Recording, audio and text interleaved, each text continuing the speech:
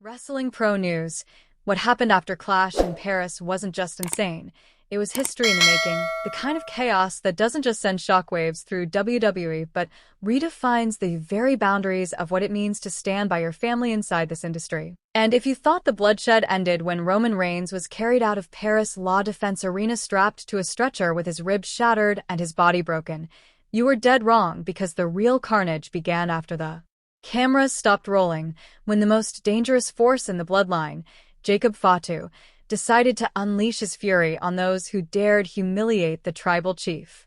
Before we get into the jaw-dropping details of what many are calling the most terrifying post-event assault of 2025, smash that subscribe button and hit the notification bell, because what Jacob Fatu did has left the entire WWE universe shaken to its core, with fans, superstars, and officials all questioning how far tribal justice can go before it crosses into something darker, something uncontrollable. Let's set the scene. Wrestling wild cards.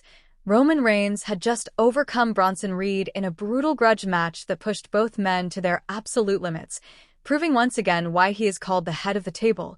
But before he could even catch his breath, Reed and Bron returned like hyenas circling a wounded lion, launching a savage attack that left the tribal chief writhing in pain and gasping for air as officials scrambled to intervene, and while Adam Pearce had the two ejected from the arena, the damage was already done, because Roman Reigns was left so battered that he had to be stretchered out in front of the entire Paris crowd.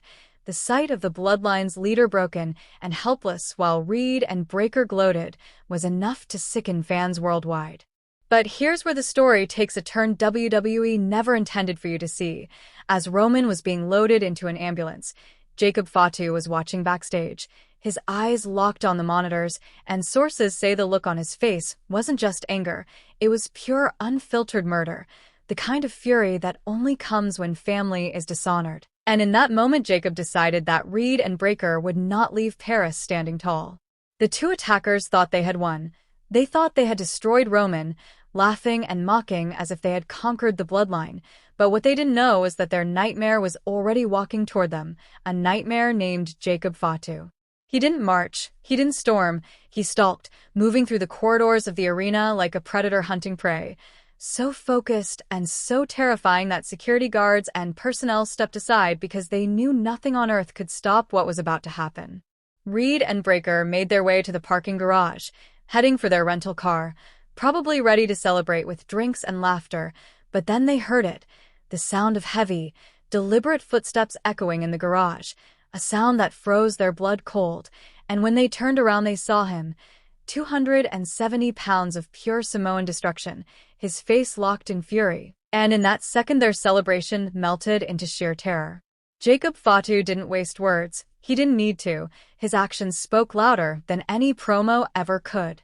He lunged at Bronson first, the self-proclaimed colossus who had tormented Roman for months, lifting him high into the air before dropping him with a devastating Samoan drop straight onto the concrete floor, a move so violent that Reed's body recoiled in shockwaves, leaving him dazed and broken. Breakker, panicked but stubborn, tried to use his wrestling pedigree to take Jacob down, but Fatu caught him in mid-motion and with brute force drove him into the ground with a thunderous spinebuster that echoed through the entire garage, shaking the walls, shaking the souls of everyone watching, proving once and for all that no amount of training can save you from the raw rage of Samoan vengeance. Witnesses described the scene as something ripped from a horror movie, the sickening thuds of bodies hitting concrete, the groans of agony as Reed and Breakker gasped for relief, the methodical pace at which Jacob dismantled them piece by piece, calculated, precise, and deliberate, every move designed not just to inflict pain but to send a message written in blood and broken bones. When it was done, Reed and Breakker lay sprawled out on the floor, barely conscious, their celebration turned to humiliation, while Jacob Fatu stood tall over them like a conquering warrior defending the honor of his family, a living embodiment of tribal justice. And make no mistake, the message was crystal clear. You attack the tribal chief, you answer to Jacob Fatu, and the consequences will haunt you forever. The aftermath of this assault has already sent ripples through WWE. Medical teams rushed to the scene with Reed reportedly suffering injuries serious enough to sideline him for weeks, while Breakker has been left questioning whether continuing this war with the bloodline is worth risking his career. Meanwhile, social media exploded into a frenzy with #TribalJustice trending worldwide, fans divided over whether Fatu crossed the line into madness or whether Reed and Breakker got exactly what they deserved for their cowardly ambush. WWE management is now caught in the middle, reportedly reviewing security footage of the incident, and while some officials whisper that Jacob went too far and disciplinary action might be on the table, others argue how can you punish a man for defending his family's honor when his cousin, the head of the table himself, was stretchered out in disgrace.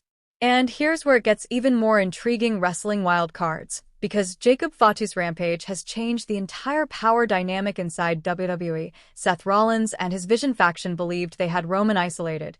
They believed the bloodline was fractured beyond repair, but they forgot about the Enforcer. They forgot about the tribal combat Samoan who doesn't care about rules, contracts, or corporate consequences. He only cares about protecting family, and now Seth Rollins and his allies may have just inherited a nightmare they cannot escape.